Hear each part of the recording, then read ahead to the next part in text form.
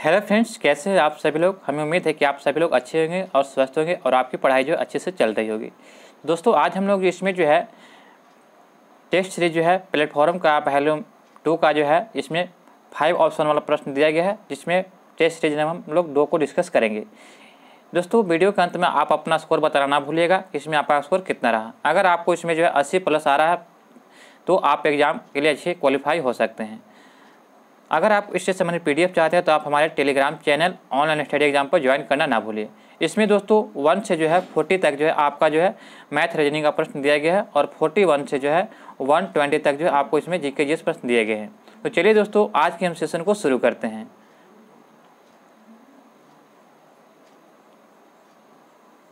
हमारा आज का पहला प्रश्न दिया है कि वायसराय की कार्यकारिणी परिषद में शामिल होने वाले प्रथम भारतीय कौन थे। तो वायसराय की कार्यकारिणी परिषद में शामिल होने वाले प्रथम भारतीय कौन थे, तो आपको बता दो कि ये सत्येंद्र प्रसाद सिन्हा थे। ऑप्शन नंबर सी इसका राइट आंसर होगा।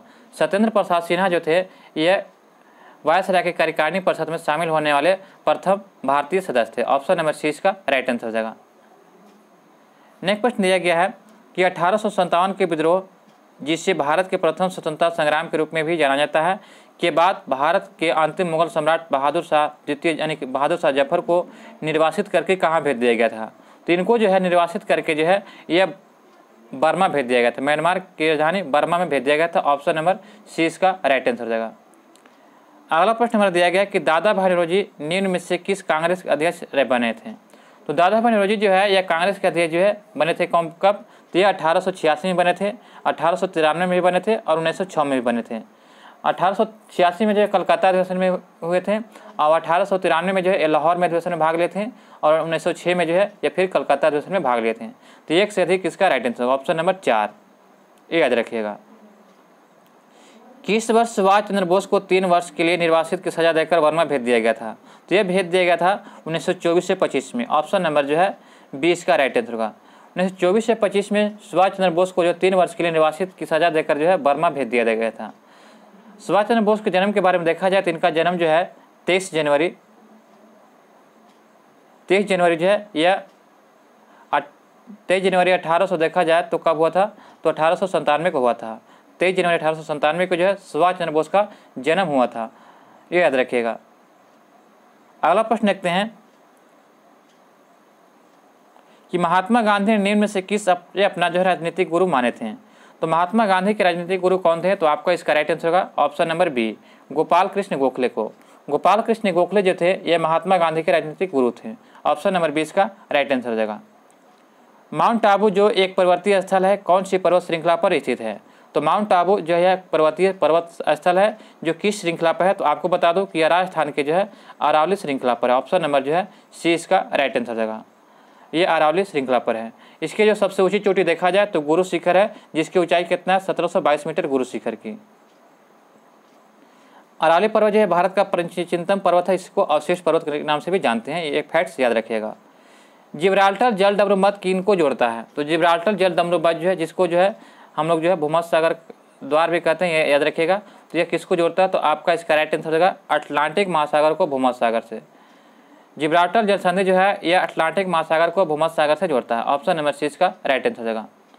जिब्राल्टर जलदम्रुमत यह स्पेन यानी कि यूरोप के स्पेन और अफ्रीका के मोरक्को को भी अलग करता है। और बेरिंग जलदम्रुमत जो है यह अटलांटिक एवं बेरिंग सागर को जोड़ती है। और डोबर जल संधि जो है यह उत्तरी सागर एवं अटलांटिक को जोड़ती है। और पाक जलदम्रुमत जो है यह बंगाल की खाड़ी को मन्नार की खाड़ी से जोड़ती है। और मलक्का जल संधि जो है यह अंडमान सागर को दक्षिणी चीन सागर से जोड़ती है। और स्वेज नहर जो है यह लाल सागर को भूमध्य सागर से जोड़ती है। तो दोस्तों ये फैक्ट्स याद रखिएगा। अगला प्रश्न है दोस्तों कि भारत का सबसे बड़ा सौर शक्ति संयंत्र कहाँ स्थित है। तो आपका इसका राइट आंसर होगा भादला। भादला जो है भारत का सबसे जो है बड़ा सौर शक्ति संयंत्र है। ऑप्शन नंबर जो है सी इसका राइट आंसर हो जाएगा।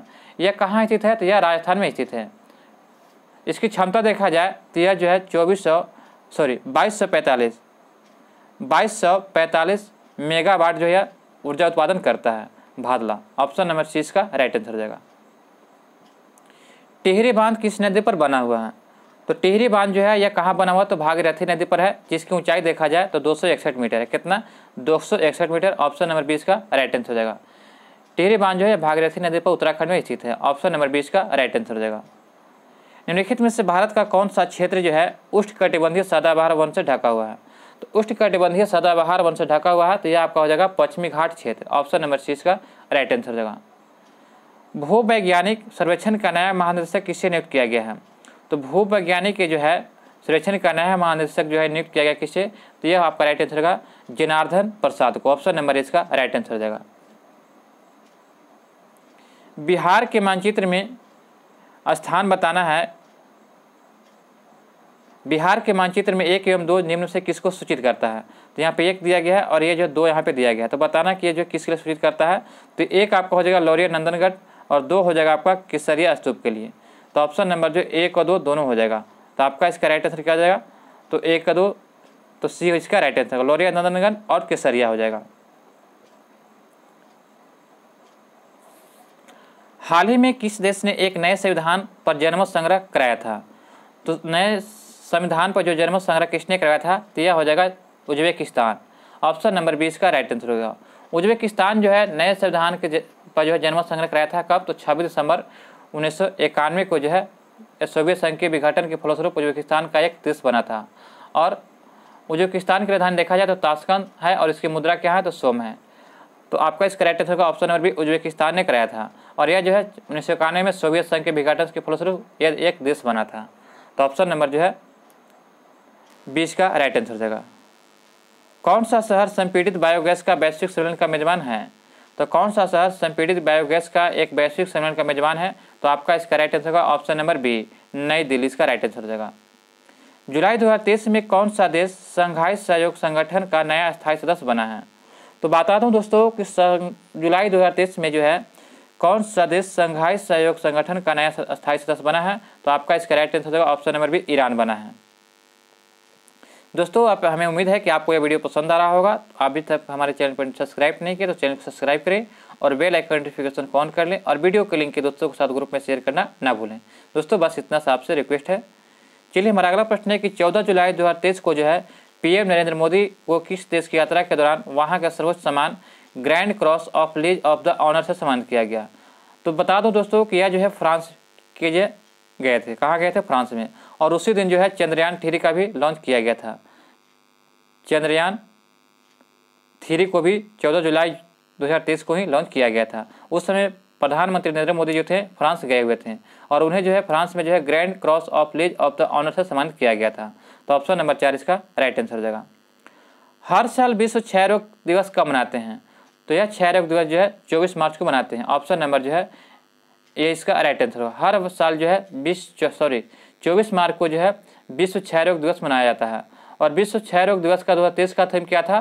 तो हाँ हम टीबी का जो है अंत कर सकते हैं। हाँ हम टीबी का अंत कर सकते हैं, ये 2023 का जो ये थीम था दोस्तों। तो ऑप्शन नंबर इसका राइट आंसर हो जाएगा। किस देश ने वर्ष 2023 से 27 तक के लिए विश्व मौसम विज्ञान संगठन की अध्यक्षता हासिल किया है?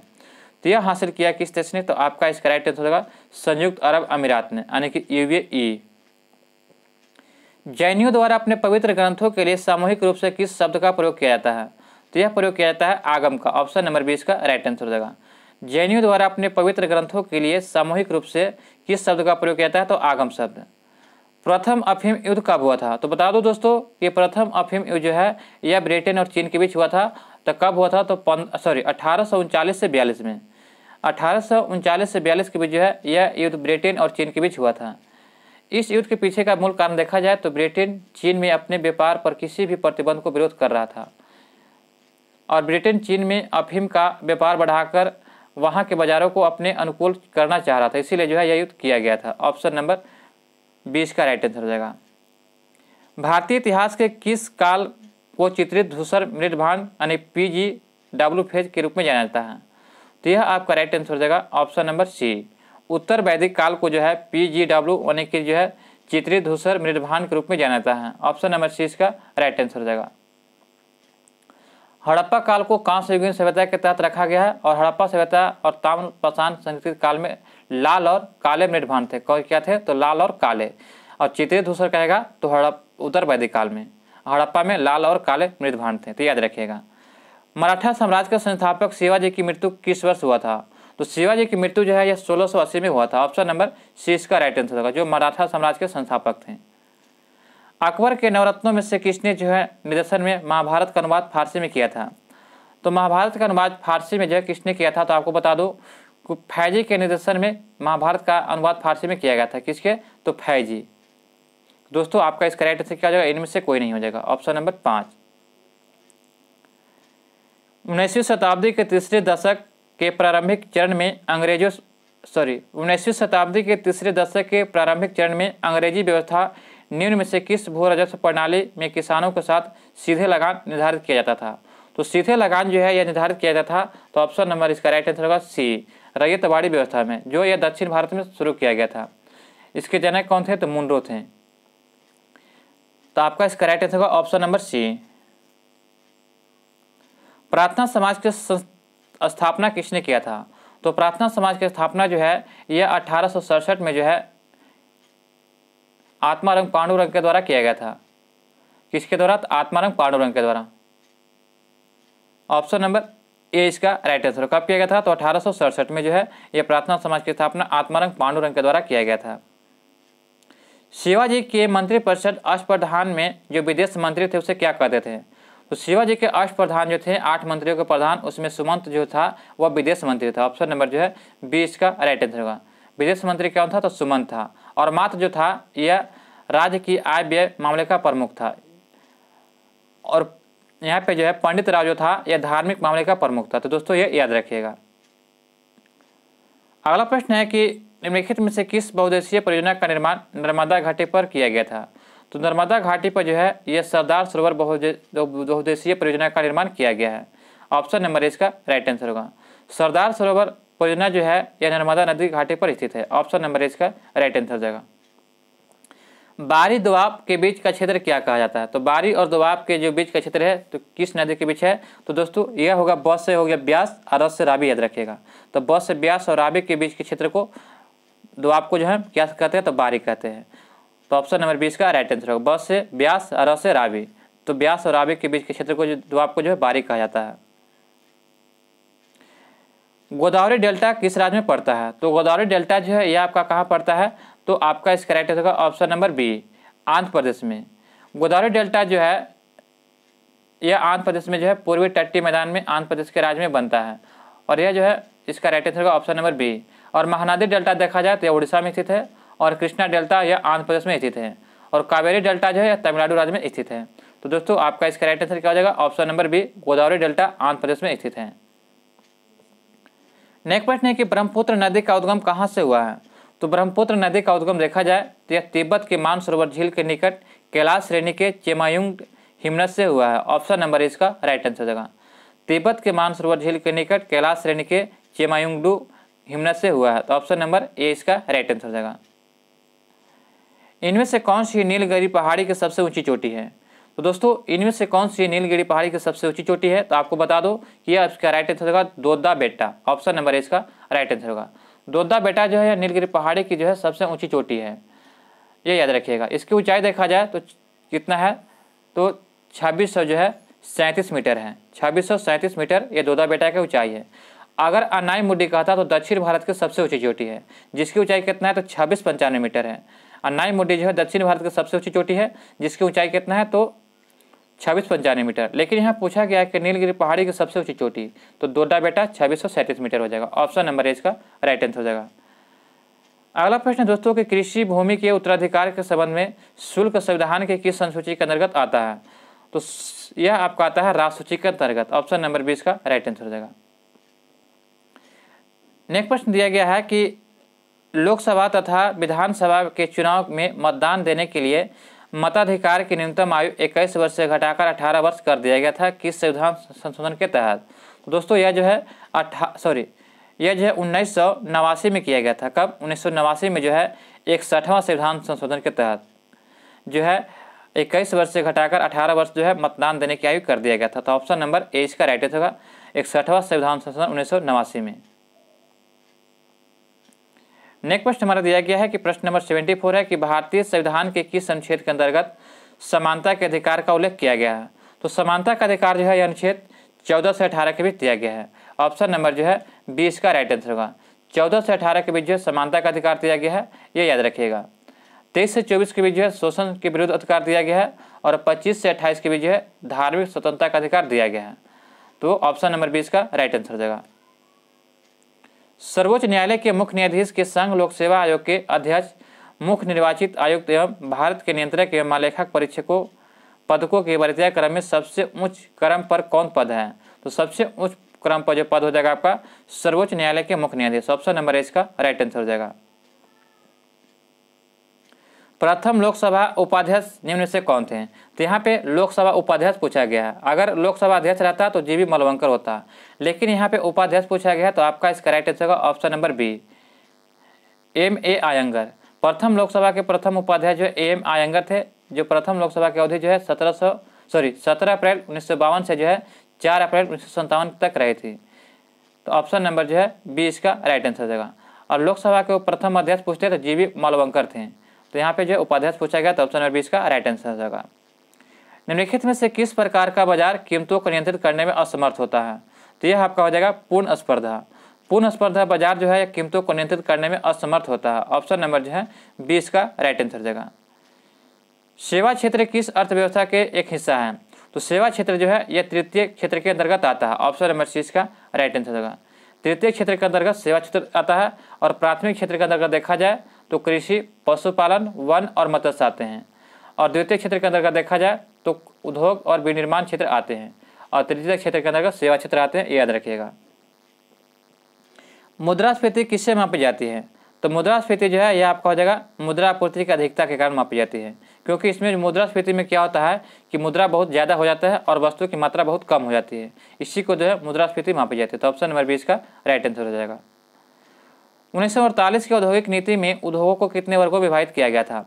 तो 1948 की औद्योगिक नीति में उद्योगों को कितने वर्गों में विभाजित किया गया था? तो दोस्तों यह विभाजित किया गया था 4 वर्गों में। ऑप्शन नंबर 20 का राइट आंसर होगा। इसे जो है 4 वर्गों में विभाजित किया गया था।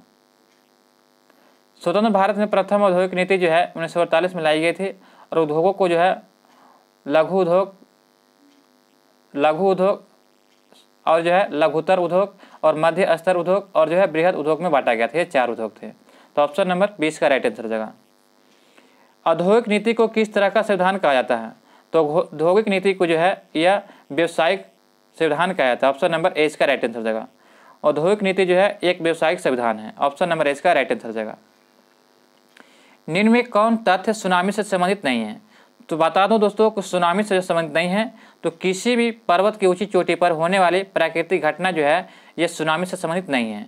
ऑप्शन नंबर ए इसका राइट आंसर हो जाएगा। जबकि महासागरों में होने वाली प्राकृतिक घटना सुनामी से संबंधित है। इसके होने वाले मूल कारण भूकंप भी होते हैं और इसका राइट आंसर क्या हो जाएगा? तो बी और सी सही है, लेकिन ये इसका राइट आंसर हो जाएगा, ये संबंधित नहीं है। 1931 में निम्नलिखित में से कौन इंडियन नेशनल कांग्रेस के अध्यक्ष थे? तो इंडियन नेशनल कांग्रेस के अध्यक्ष कौन थे? तो आपको बता दो कि यानी कि जो है 1931 में जो है कांग्रेस के वार्षिक अधिवेशन कराची में आयोजित किया गया था, जिसके अध्यक्ष कौन थे? तो सरदार वल्लभ भाई पटेल थे। ऑप्शन नंबर 20 का राइट आंसर हो जाएगा।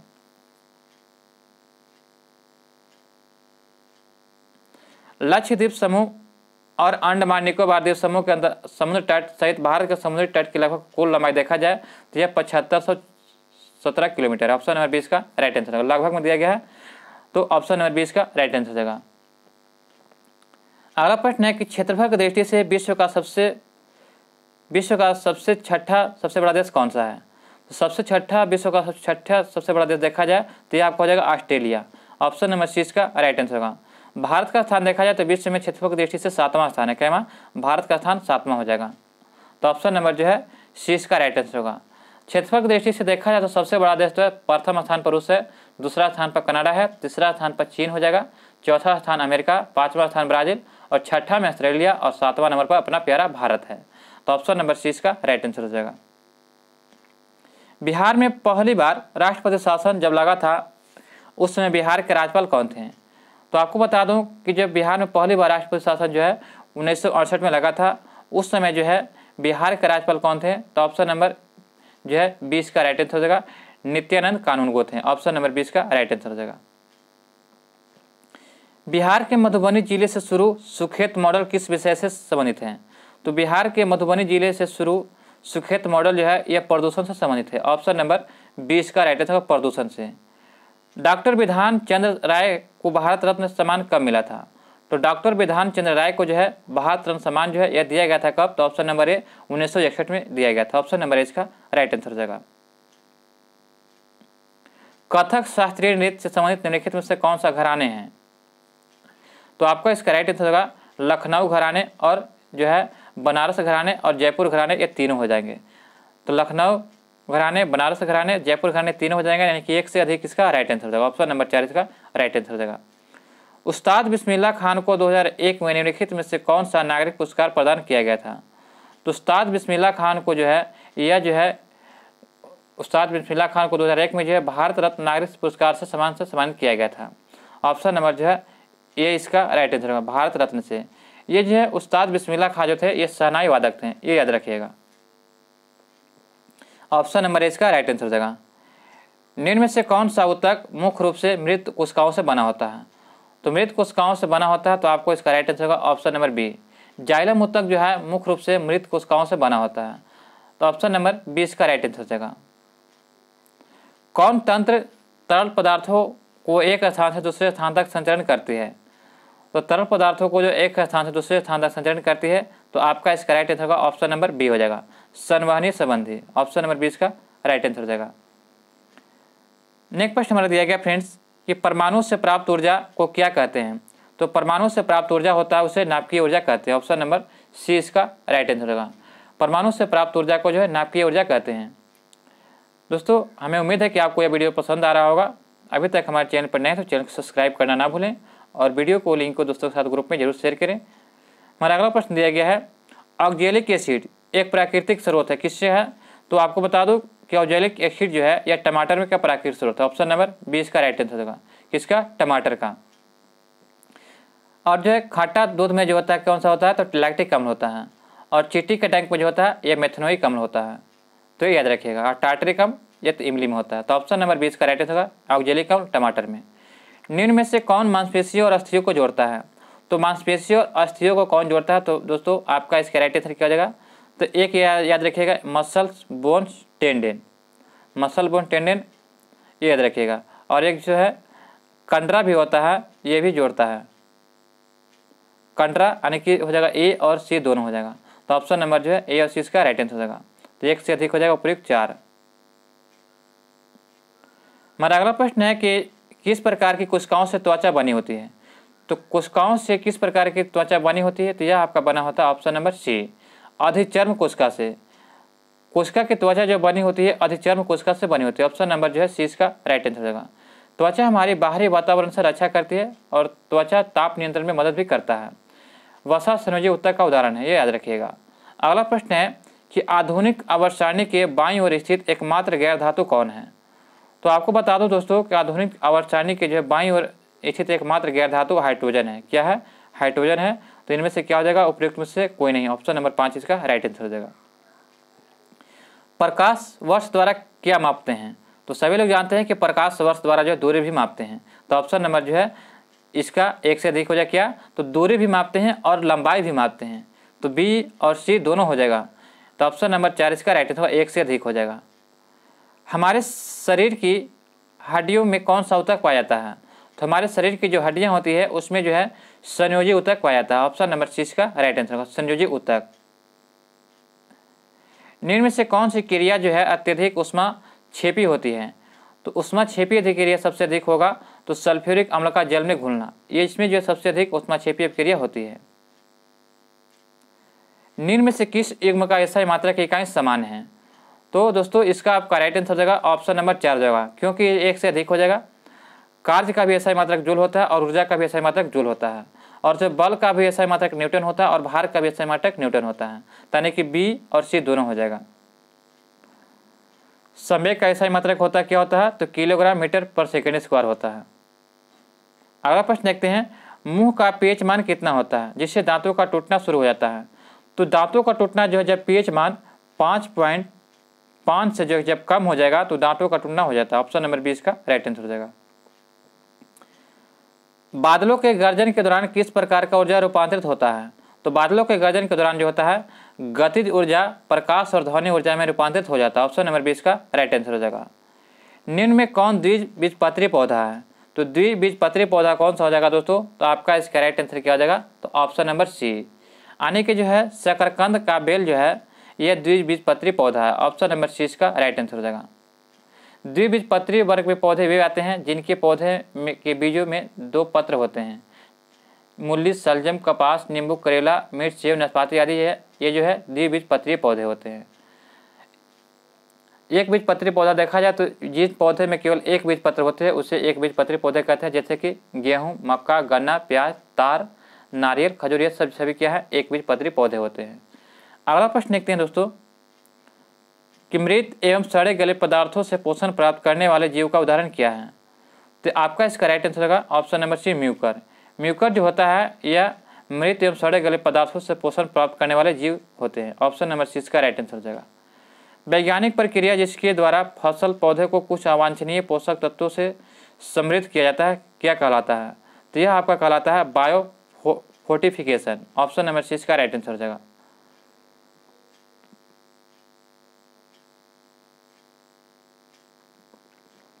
कॉलरा रोग किसके द्वारा होता है? तो कॉलरा जो एक रोग है यह बैक्टीरिया के द्वारा होने वाला रोग है। ऑप्शन नंबर इसका राइट आंसर होगा। हैजा जो होता है यह भी बैक्टीरिया से होता है। टाइफाइड भी होता है, प्लेग, काली खांसी, ये सभी जो होता है बैक्टीरिया से होने वाले रोग हैं। तो ऑप्शन नंबर जो है ए इसका राइट आंसर हो जाएगा। निम्न में कौन सा विद्युत चुम्बकीय तरंग नहीं है? तो विद्युत चुम्बकीय तरंग जो होता है उसका विद्युत चुम्बकीय तरंग वे होते हैं जिसका जो है चाल जो है 3 लाख किलोमीटर पर सेकेंड होता है। तो एक्स किरणें का तरंग जो है एक्स किरणें का जो है चाल 3 लाख किलोमीटर पर सेकेंड होता है। इंफ्रारेड तरंग का भी चाल जो है 3 लाख किलोमीटर पर सेकेंड होता है, जबकि एनोड रे का जो है चाल इतना नहीं होता। तो ऑप्शन नंबर सी इसका राइट आंसर हो जाएगा। निम्नलिखित में से कौन सा कार्बोहाइड्रेट के पाचन का प्रमुख अंत उत्पाद होता है? तो निम्नलिखित में से कौन सा कार्बोहाइड्रेट के पाचन का प्रमुख अंत उत्पाद होता है? तो यह हो जाएगा option number C, glucose. Option number C इसका राइट आंसर हो जाएगा। ग्लूकोज इसका राइट आंसर हो जाएगा। जो जीवाणु प्रकाश का उपयोग कर ऊर्जा उत्पन्न करते हैं उन्हें किस रूप में जाना जाता है? तो जो जीवाणु प्रकाश का उपयोग कर ऊर्जा उत्पन्न करते हैं उसे जो है फोटो ऑटोट्रॉप्स कहते हैं। ऑप्शन नंबर बी इसका राइट आंसर, फोटो ऑटोट्रॉप्स। निम्नलिखित में से कौन से पशु वस्तुओं को श्वेत श्याम रंग से देख पाते हैं? तो कौन से पशु होते हैं जो श्वेत श्याम रंग में देख पाते हैं? तो ये हो जाएगा चमगादड़, उल्लू और काटा चूहा। ये सभी जो होते हैं पशु जो होते हैं ये वस्तुओं को श्वेत और श्याम रंग में देख पाते हैं। तो ऑप्शन नंबर ए इसका राइट आंसर हो जाएगा। कोशिकाओं के अध्ययन को क्या कहा जाता है?